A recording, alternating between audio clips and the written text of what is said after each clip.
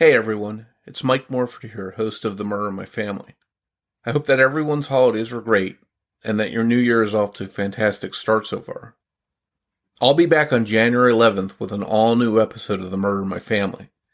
In the meantime, I wanted to invite you to check out a new podcast that's out right now that I co-produced. It's called Scene of the Crime.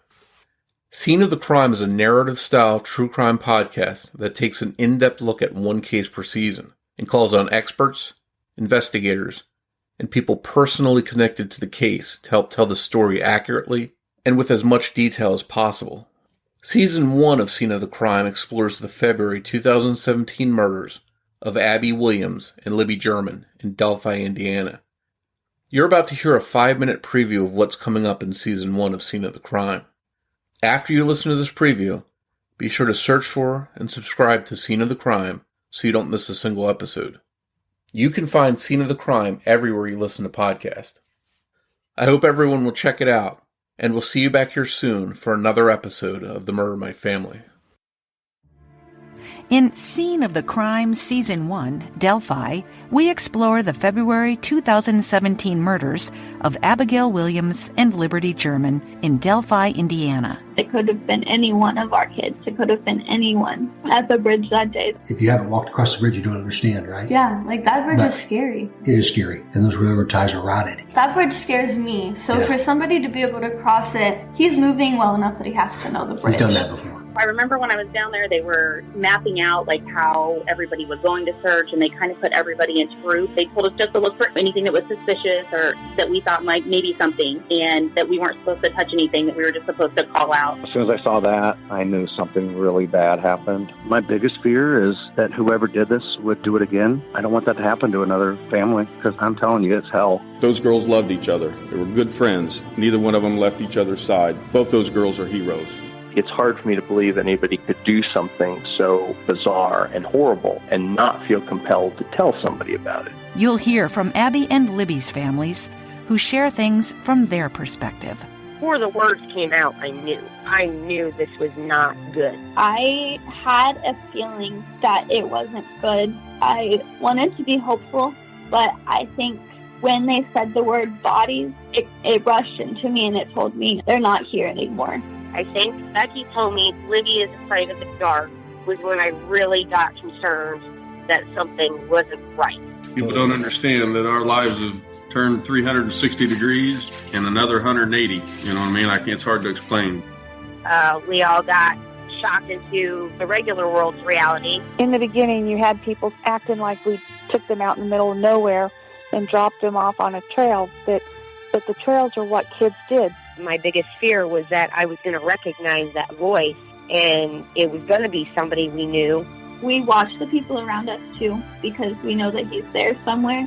So it also causes us to trust people a little less. The detectives were like, this is not going to take that long. It's a small town.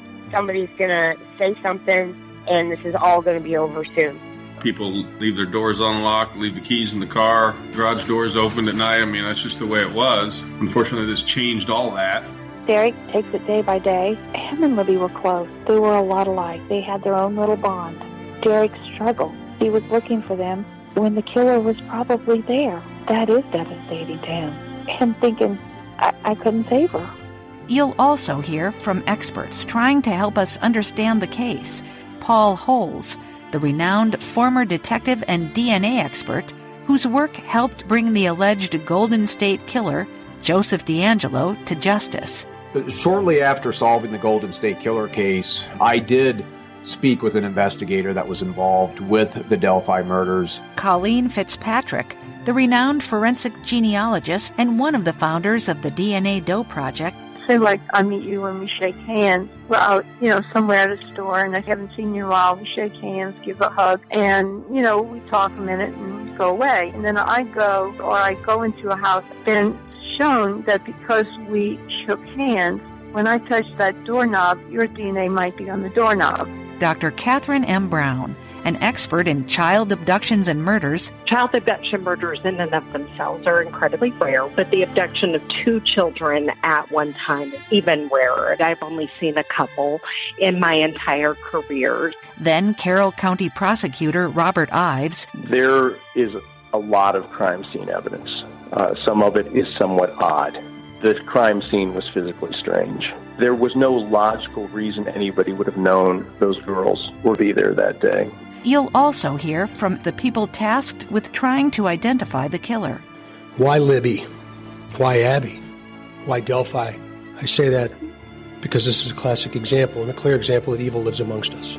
We are investigating this as a crime scene.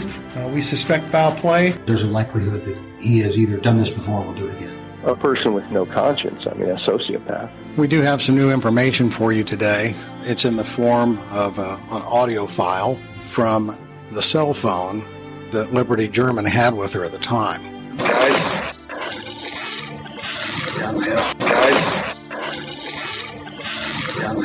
Those 2 young girls were everybody's daughter. I refuse to accept evil as a standard bearer in American society. I believe we're one piece of the puzzle away from figuring out who this individual is. To the killer who may be in this room. You want to know what we know, and one day you will.